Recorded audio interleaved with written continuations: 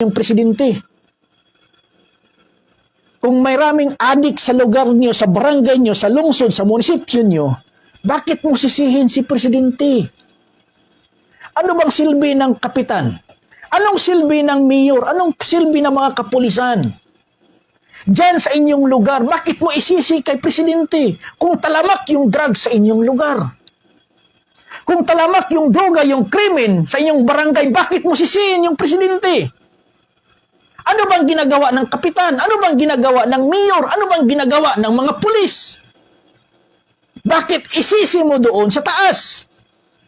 Wala na bang kakayahan mag-govern ang ating mga local officials sa kanilang constituent?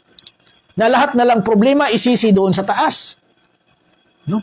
Yun lang po mga kapatid.